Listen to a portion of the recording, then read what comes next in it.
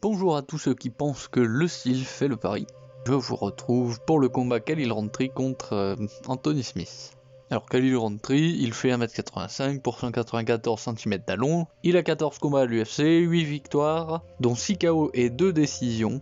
Il a 5 défaites, dont 2 par KO, 1 par soumission et 2 par décision. Il est southpaw, il a un point fort que tout le monde connaît, c'est son bras gauche qui est très puissant. Et après, ça ira vite, il est moyen partout. Il est surtout bon debout, même si bon c'est relatif, puisque techniquement il est quand même assez pauvre.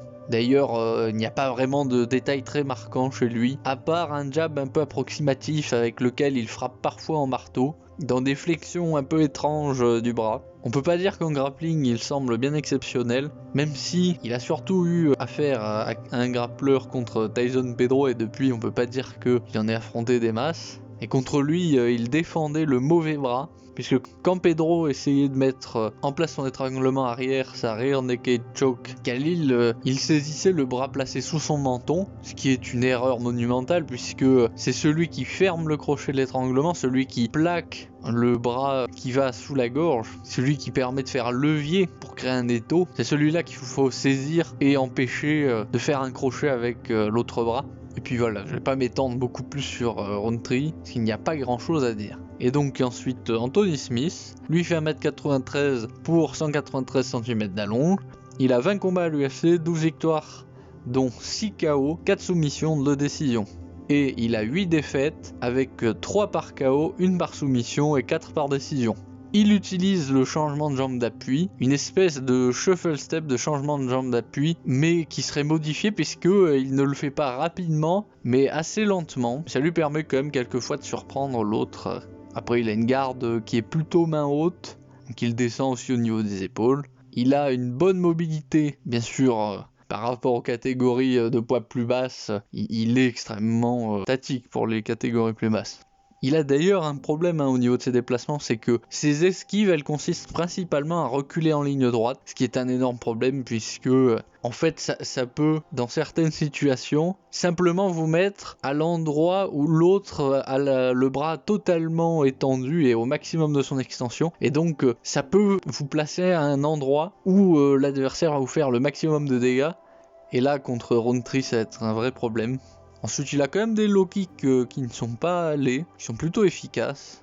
Mais, par contre, gros problème, on l'a vu contre Ryan Spann, il s'est retrouvé plusieurs fois à faire la tortue, en se plantant face à lui et en attendant de prendre les coups. Ce qui, contre Rountree, risque de ne pas passer.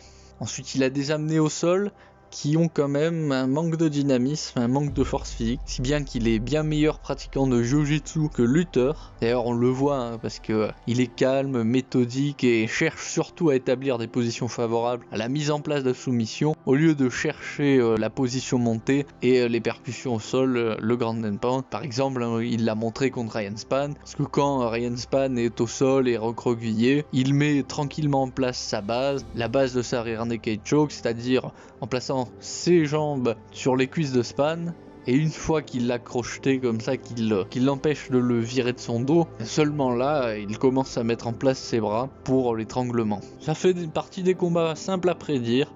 Le plus probable, c'est quand même KO Rountree, deuxième, troisième round, puisqu'au premier round, Smith se déplace plutôt bien, il est plutôt tenace. Mais même si Smith donne tout pour aller au sol, il est peu probable qu'il y parvienne à cause de la force physique de Rountree. Mais c'est quand même sa meilleure carte à jouer, c'est là où il a le plus de chances de l'emporter par soumission au premier ou au deuxième round, puisqu'une fois au sol, Rountree il a un jiu-jitsu et un grappling qui est plutôt pauvre. Côté pari, honnêtement, fuyez, puisque là, ça n'a vraiment aucun intérêt à cause des côtes. 2,80 pour Smith et 1,35 pour Rountree, qui honnêtement n'est pas représentatif des chances de l'un et l'autre. Bien que il y a un gros problème quand même chez Smith, c'est que souvent il a besoin de prendre des dégâts avant de se résigner à aller en lutte. Et ça, c'est une manie qu'il payera sûrement assez cher contre Rountree. Mais à l'inverse, Rountree, il est très limité dans son arsenal. Il peut avoir beaucoup de difficultés à se placer debout, si bien qu'il peinera à mettre son bras gauche, quand il le faut, et de plein fouet.